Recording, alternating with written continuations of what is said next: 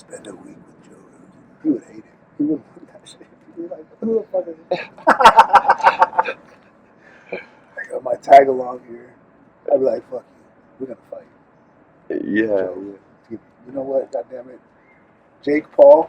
Okay, you saw Jake Paul. How about Jay Sharp? Joe Rogan. What's up? Yeah.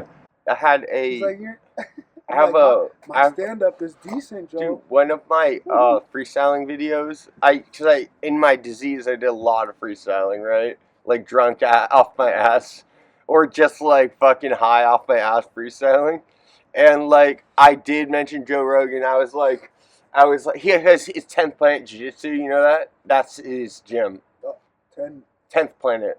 And it's the same one as Eddie Bravo and Tony Ferguson. Correct. And dude, it's like 10th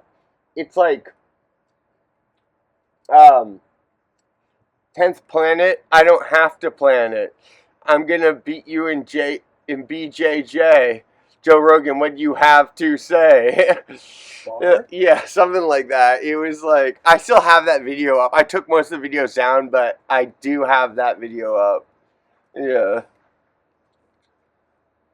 10th Planet, say again? Joe Rogan, 10th Planet. It's like,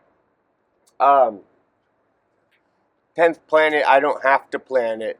I'm gonna beat you in BJJ. I'll be here like today. Joe Rogan, what do you have to say? Something like that. Like, yeah. But all right, bro. So it's kind of fitting that just on the blooper reel, like I just started recording, but there was like, it takes a minute to go through, but now it is recording. So this is just like a test recording to see if it's working right. So you could introduce yourself.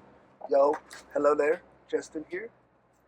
They call me the Mulatto Gelato, Caramel Macchiato, Vanilla Gorilla.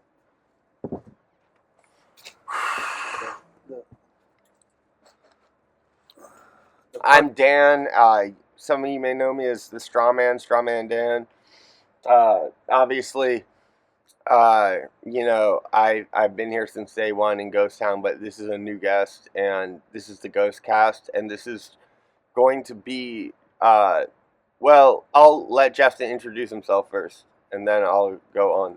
Oh, right, we're doing introductions. Yeah, this will be introductions, and then we'll do this in segments. I think that was a good idea.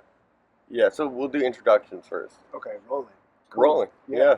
Well, born and raised, Menlo. Actually, born at Stanford Hospital. That used to be its own city, or it is now. But it used to be Palo Alto, but now it's its own city. So Stanford, PA, Menlo Atherton, Redwood, third generation. And here and now, 2025, just 40-something, I'll be 46, getting up there. And, all my life, I guess, consciously or subconsciously, we've been dealing with this reality. And so I've been trying to figure out why I'm here and, what brought me here besides my daddy's nutsack and my mommy's ovaries. You know what I'm saying? So, yeah, man, it's just been a wild ride, crazy ride, or whatever. I don't know the phrase, the cliche, or the fermentation process, as we were talking about earlier, the fungal fermentation process. Fungal fermentation. I think it's had. What is it? Yeah, thumbs down. The Chariot of the Gods, the food of the gods. Terence McKenna, I think, coined, and it talks about like how the chimpanzee, the primate, has hunted and gathered fruits and vegetables, herbs, etc. since the dawn of time, right? Starting with probably fermented fruit on the ground, which we've observed scientifically. They still do it to this day to get drunk, right? So, like, what is that all about? Why do we chase the dragon, or this altered sense of reality? What is reality, right? Like, what am I seeing? What is this? What is the sensations that I'm having? And even like the senses, right? Like telepathy and mind reading and etc. Communication, social organization, all of these things. Like, why are we here, Daniel? I don't know. That's my introduction. Well, Why are you here? why am I here? I'm here today to to test our equipment, and because if any of you have been tuning into Ghost Town, you know I do a lot of work here around here. Even though we don't get a whole lot of viewership, we put in a lot of hard work, and we have a lot of we have a lot of talent in Ghost Town. And this is just one more. This is just our newest fucking round one draft pick in Justin. But I mean, I was born in Palo Alto, born and raised, Sanford Hospital, Addison Elementary School, Jordan Middle School, and Palo Alto High School 2013. And I have my own story that we'll get into in depth with drugs and alcohol, and that you've seen through the years in Ghost Town. Like, you've seen it all. Like, there's still videos up of me and my disease, but um, we're talking about the food of the gods, and we're talking about the chariot of the gods, or in this case, the swerving chariot of the gods, because we're going back in time. This is a trip through time, and we're not only talking about the dawn of man and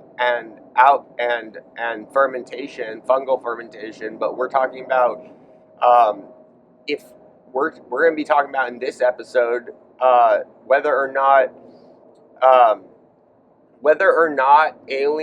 aliens uh, played a role in the dawn of man and human civilization, and ancient astronaut theorists say yes. So this is the swerving chariot of the gods. This is me and Justin. This is the Ghostcast, and we're gonna get right into. Now that we're done with introductions, we're gonna get right into chapter 1, the fungal fermentation process and the swerving chariot of the gods. So please stay tuned, guys. All right, so Justin, why don't you get us started here? Let's go back to the beginning. And where did this fungal fermentation process start? Like, how early into our evolution, or not evolution, because we were evolved at this point. Well, actually, were we even evolved at this point? Were we fully evolved at this point into human beings, Homo sapiens, or were we still were Neanderthals still roaming the earth? Well, I don't know. Because don't monkeys get drunk and shit, or am I making that up? Right. No. Yeah. I think, as I understand it, what do they call the small primates and chimpanzees? Lemurs? Well, not there's all of them, but some specific groups, right? A lot of them. I don't know, but even birds, right? Like a lot of mammals. I don't know. I don't know if reptiles do it, but um, dolphins have been observed playing with puffer fish, and they get high off of that. And so, oh yeah, and koalas, the eucalyptus tree, they get high off that. Do they? Yeah. So I think all species have some sort of way to get high, right? Maybe not all of them, but a lot of them. And so, yeah, I have as far as the whole primate to bipedal Homo sapien, what humans as we know them today, I don't know how when the exact it'd be impossible to know that for sure. Right. I think it was probably more like a slow process, right? Yeah. The initial, it's probably since the dawn of man, and then it's just been slowly evolving generation by generation, and that's kind of we're getting this. Well, I got this introduction from Joe Rogan, Terrence McKenna, And Sapolsky at Stanford, Robert Sapolsky talks about it. I think Andrew Huberman has mentioned it before. Yeah, we us humans, we have a fascinate. We're creatures of habit. We addict to things, places, substances, whatever.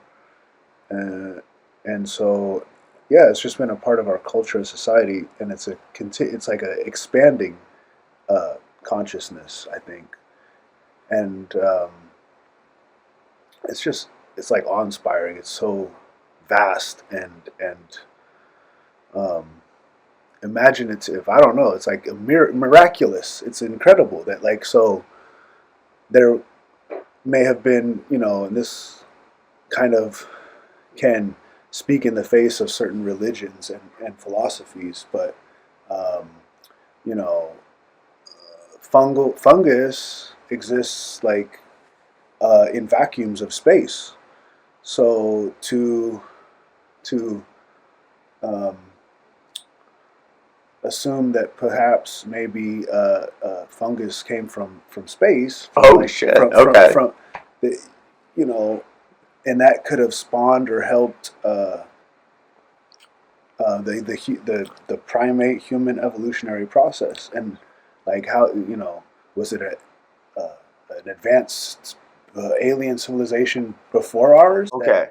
Okay, go ahead. Yeah, no, that's fascinating. And I've watched a lot of Ancient Aliens, and well, not just a lot of Ancient Aliens. I've watched, I watched a lot of documentaries on, say, like ancient Egypt, and it's a very popular theory that aliens, in prehistoric time, or not prehistoric time, sorry, excuse me, pre like recorded, like obviously we have history of the pyramids and we know of their existence. So this is not like going back to like dinosaurs, but this is going back to like early civilizations that aliens actually, um, that aliens. It's almost like a really fun theory.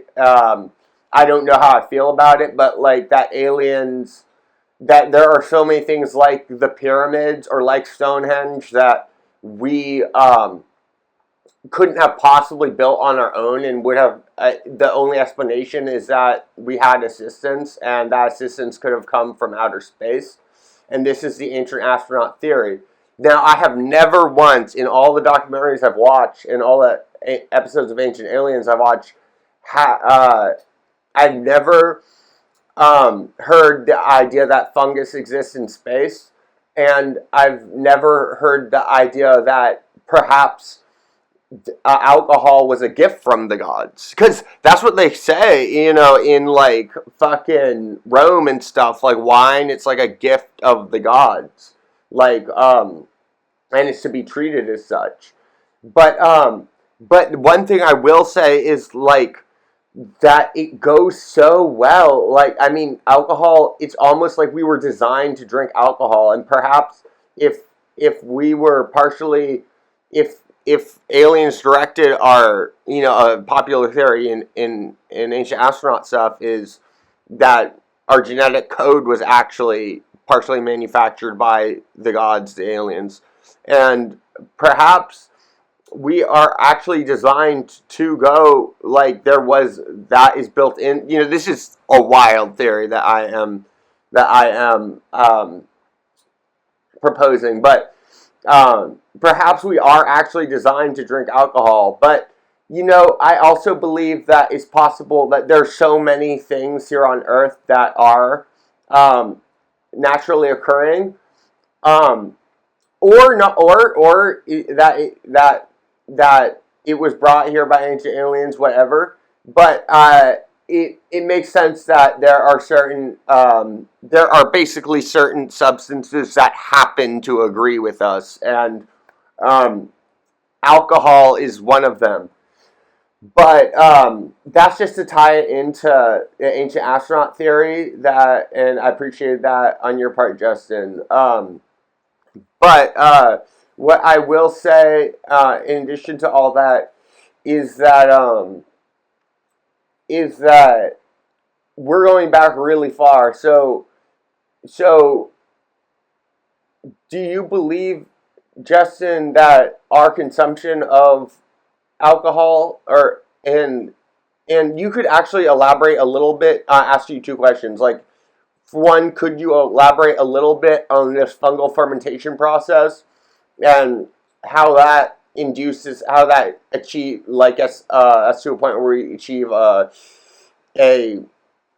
high of sorts, or that gets us a buzz?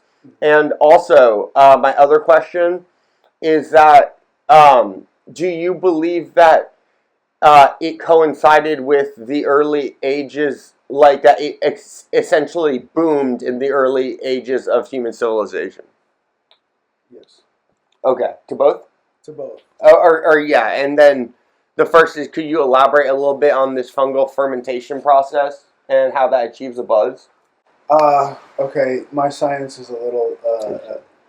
Yeah. So yeah, I don't know the exact science. I'm not a chemist, right? I barely have high school, some college education, but um, I'll just speak in early caveman language Yeah. for myself. Um, so yeah, I think of like alcohol as kind of like the it's baby stuff. It's kind of like I said earlier, maybe the gateway to other things. And so the fermentation process, starting from like fruit, fallen fruit from the ground, right? That would be small amounts of alcohol, right? Consumed by these primates. So that's like the precursor to the next level. So once these primates were introduced to, you know, the the baby juice, the kid, the early conscious expanding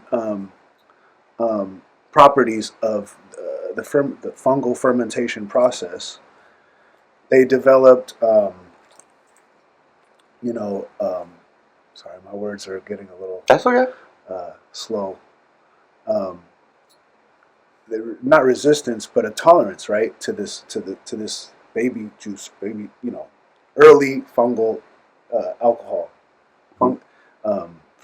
fermented alcohol, um, and obviously, maybe at the same time, they were also. This is Terence McKenna's, stoned ape theory, is that they were also hunter and gathering, plants, vegetables, and fungus like mushrooms, right?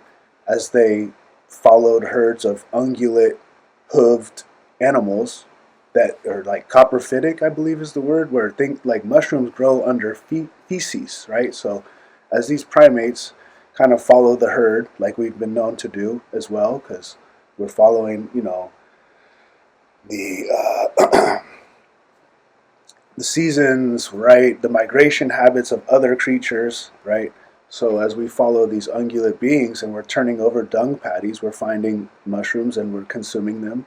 And in microdoses of psilocybin mushrooms, it increases visual acuity, which would be very beneficial to an early primate for copulation, hunting, and gathering. Obviously, if you can see better, if your spatial awareness or your vision, your night vision, your what is it, editor in chief, your Commander. ability to um, let's see, like interpret different berry colors and also organize hunts and communicate language was very the language centers in the brain are very important for an evolving society and early primate humans, right? So he also goes on. Terence McKenna goes on to talk about, like, I think how the psilocybin might have contributed to the women, because women are a part of, and the men, and the men were better hunters with this psilocybin fungus, and the women were better communicators emotionally, and they could, you know, create clothing. They had more artistic and creative abilities, and also they're cooking and finding food and communicating where the berries are, like bees in a hive. So you need high communication levels, and he thinks that he's proposed that the late Terence McKenna that's what sparked the evolution. Kind of like the obelisk in 2001: Space Odyssey. That was like the cell phone for apes, right? It was this fungus, and it connected you, right? Because fungal also has communication properties amongst like trees, right? That's how it's a neural network. It's there, and I think we communicate with the trees too, because we have fungus in our bodies, all the time.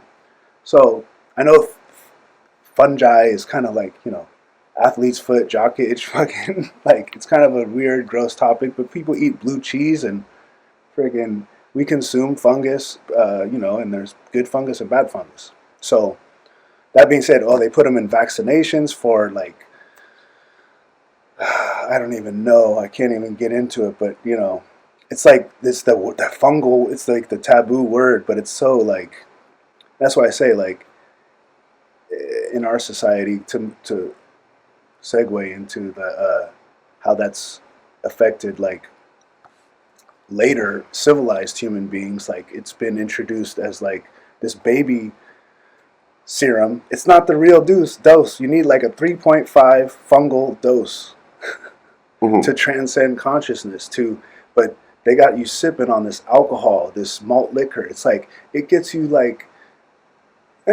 almost to the point of epiphany or conscious enlightenment, almost, but not there. Like people, and I'm not encouraging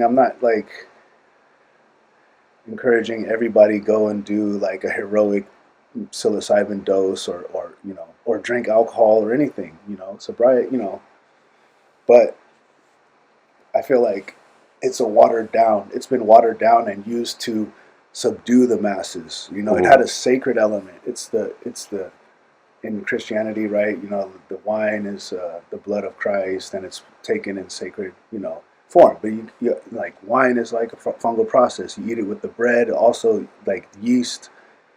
It all fits together. We got Christmas coming, and there's that, the whole mythology behind Christmas with the reindeer that eat the mushrooms, and it's just I don't know where else to go from there, but maybe help me out, man. Yeah, absolutely. Yeah, like getting into that in terms of religion and where it falls in religion is that like religion is a big part of the early stages of civilization as well. And so with that and with written word and passing down knowledge from generation to generation, this is what a lot they say that the aliens helped us with.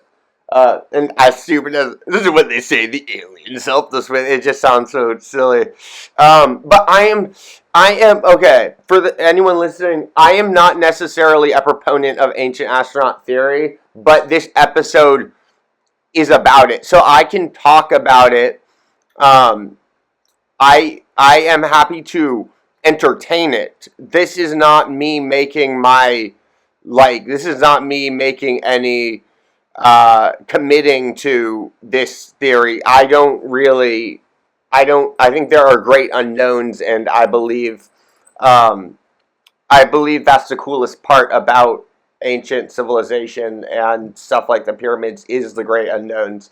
But they take, with ancient astronaut theory, obviously, if you've seen the formula of the show, we'll take a great unknown and then insert theory here, and then ancient astronaut theorists say yes. So how did we cut the stone so finely? Laser beams, ancient astronaut theorists say yes. That's kind of the formula for the show. But with all that being said, okay, so with religion, written word is a big part of it because you pass down holy text. And we know that alcohol is a huge part of religion. So if we are to adopt the ancient astronaut theory, then they would have surely been influential in terms of religion, and not only that, but a lot of religions have sky beings, like angels, beings that descend from the heavens. So that actually makes a lot of sense. Again, I'm not necessarily a proponent of ancient astronaut theory. I'm just saying that this is one of the points that they make. They have some points. And so could that support the theory that alcohol is a gift of the gods? Could that support that theory? Because if they were influential in religion, and there are a lot of common things in different religions, and sky beings are one of them. Wait, pardon me. Yeah. If I may, just to make a serious joke. Yeah. What if the mushroom is the god? Okay. And that is the alien life form. Because it's kind of like a plant, and it's like an animal. Wait. But are you proposing that, like, are you proposing an ancient astronaut theory? Or are you, like, it was brought to us, a gift from the gods? Or are you saying it's naturally occurring and that is its alternate explanation, rather as opposed to ancient astronaut theory? Well, I think, like, water came to this planet from space. Okay? Right? A lot of the elements that make up this Earth came from space. So, and our galaxy or universe is so many billion years old. Like, I think it's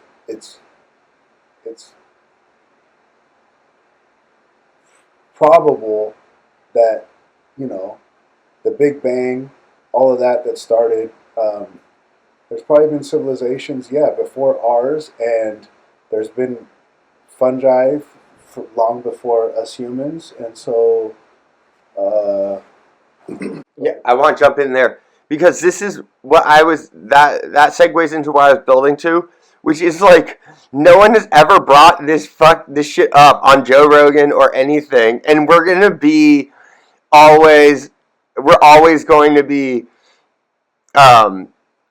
always going to be referencing Joe Rogan because this is bullshit. We deserve the viewership as much as Joe Rogan does. It's not fair. We love Joe Rogan, but it's not fair. Yeah, he is a pioneer in the podcast scene, but we are up and comers. But anyway, the point is, what I'm saying is, I've never heard it. Ancient astronaut theorists make this point, like, okay, like, clearly the ancient astronauts are aware of this thing, alcohol, and how it affects us. And why the fuck, and they're biological entities themselves, so why the fuck wouldn't they be aware of, like, why couldn't an alien get high, is what I'm trying to say. Why couldn't an alien get drunk? And if an alien can get drunk, were there, like, prehistoric DUIs on other planets in the UFOs? Like, if fucking, like an alien flying around in a UFO, swerving around. This is the swerving chariot of the gods, man. And I guess, like, maybe even in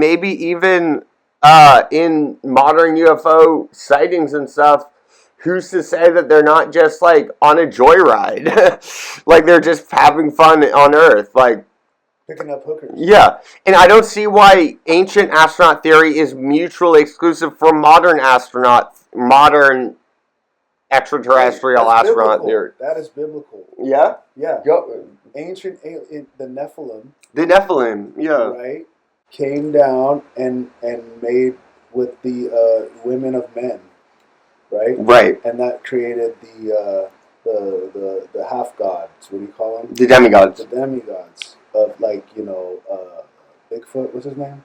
No, Goliath. Right? Yeah, Goliath. Maybe Samson. Is he one? I don't know. Anywho, yeah, I think there's a lot to be said for where you were going with the ancient aliens. I'm not that much of an ancient alien guy because I'm more earthy. I'm more like think things started here, but there probably was intervention, like you said. Well, there could have been. I'm not even necessarily, like I said, I don't even subscribe to this theory.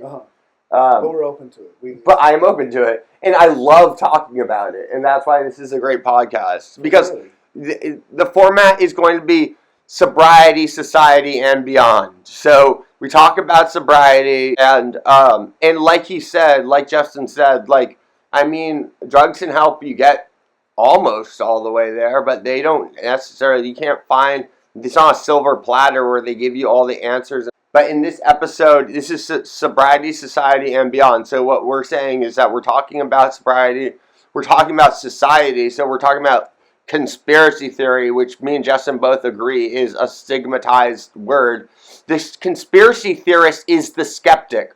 The conspiracy theorist is the one who, in the first place, is skeptical of what he's being told. And I have to mention that I suffer from paranoid schizophrenia, and I actually, conspiracy theories are a big part of how I descended into psychosis. So I'm very wary of conspiracy theories and where they can take you. But at the same time, I think it's very important to have a critical mind and to question what we're being told and to be skeptical of what we're being told. So in this case, on this fucking show, me and Justin are the skeptics.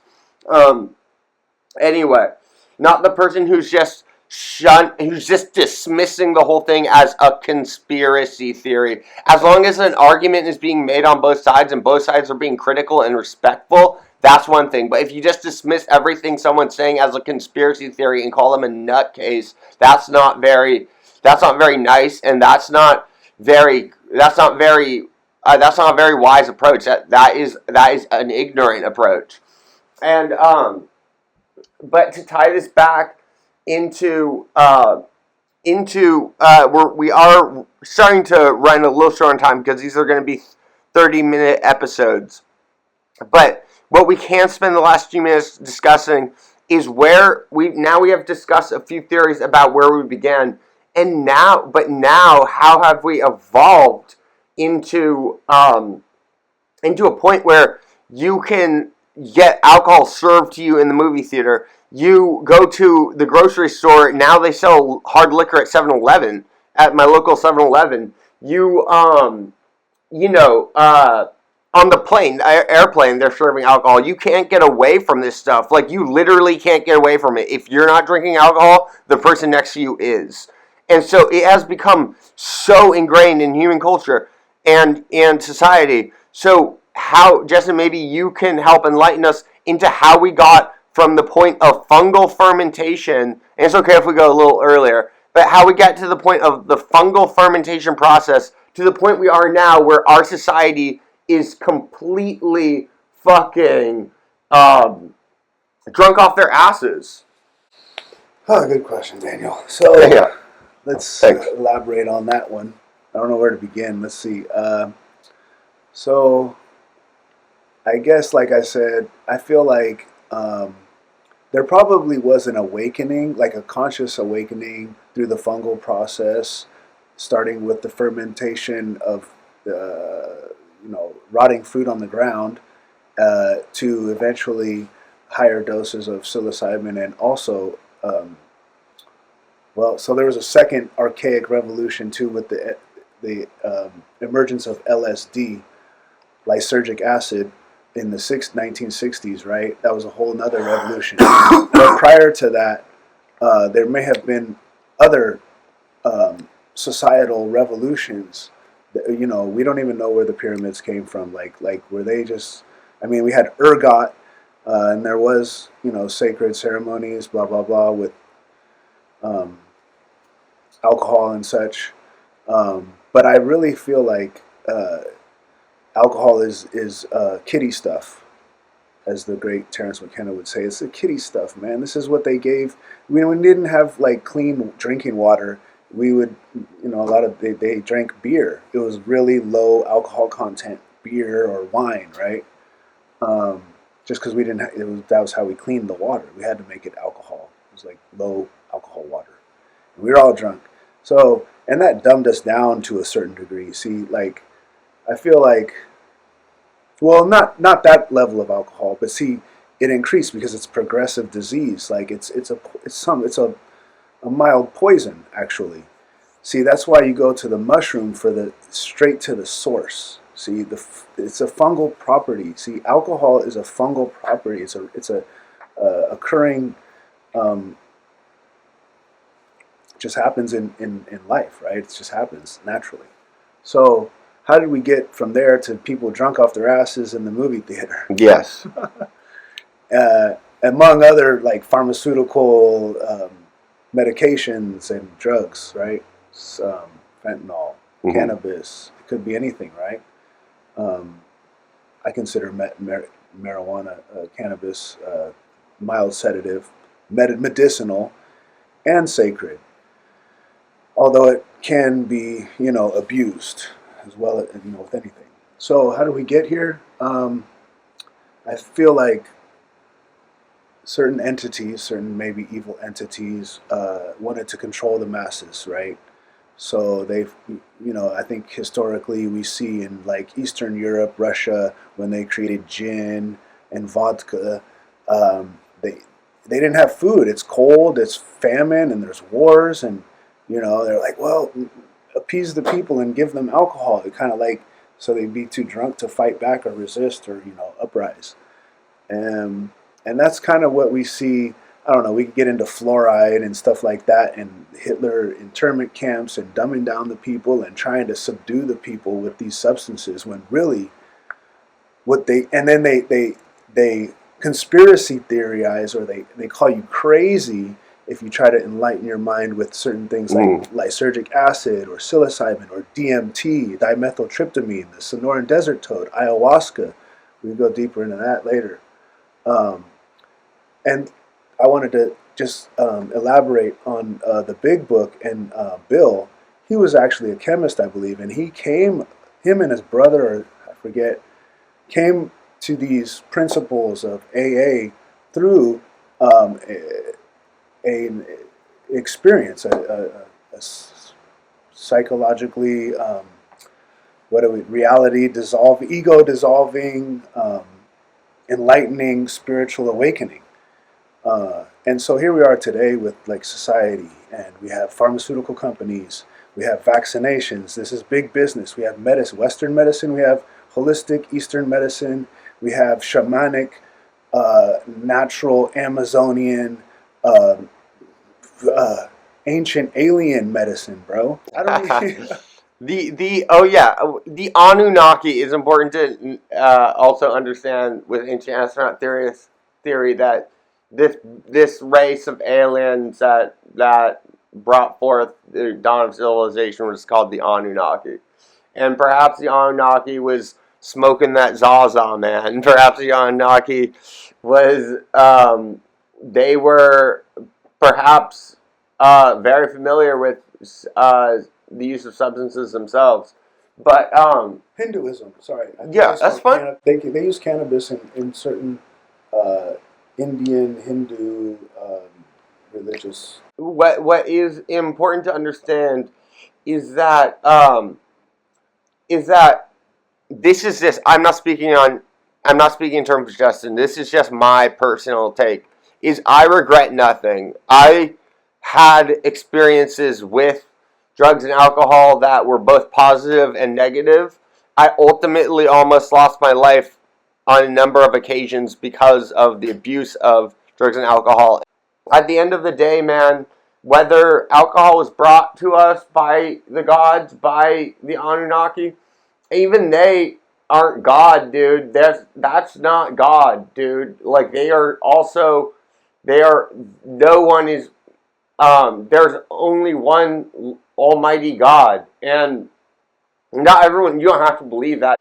But I'm just saying, like, they can call them the gods all they want, but there's only one fucking God, and he's running the show, and that is not the Anunnaki. And that's why I feel very strongly about that. But either way, whether the Anunnaki brought us alcohol or not, it is widely available, and a lot of people struggle with this. So maybe you're tuning in for some laughs. Maybe you're tuning in for conspiracy theory. Maybe you're right, like you're tuning in for possibly sobriety, possibly society. Maybe you're tuning in for beyond, like a nice, healthy distraction. You want something to, distract you for a little bit, something to entertain you for a little bit. This show will be full of there'll be a lot of of very serious subject matter, there will be a lot of, you know, stories of suffering. Like, this is not a, me and Justin have not had easy lives, and this is not for the faint-hearted. This is real shit. But at the same time, we're having fun, and we're discussing how it relates, and in this case, how we have found a way to kind of toe the line between the dawn of alcohol and the dawn of man and the chariot of the gods, and of course, our Lord and Savior Joe Rogan. But that is my. This is just the first chapter, and that is what I have to say. This was chapter 1, the fungal fermentation process and the swerving chariot of the gods. And Justin, would you like to take us out? Any last thoughts? Sure. So yeah, with all due respect to our artificial intelligence, Joe Rogan, our God, our Jesus, Yes. my jujitsu Jesus. Yeah. Yeah, man. No disrespect, of course. I retract the statement that I wanted a title about. His kicks are like Bruce Lee. They're just deadly. And yeah, all respect to Joe. I love his comedy. Although politically, I don't know, he's getting a little like we can go somewhere else with that another time. But has been an inspiration to me. You know, Graham Hancock. I don't know if we mentioned him before, but he's been on the show, the JR show.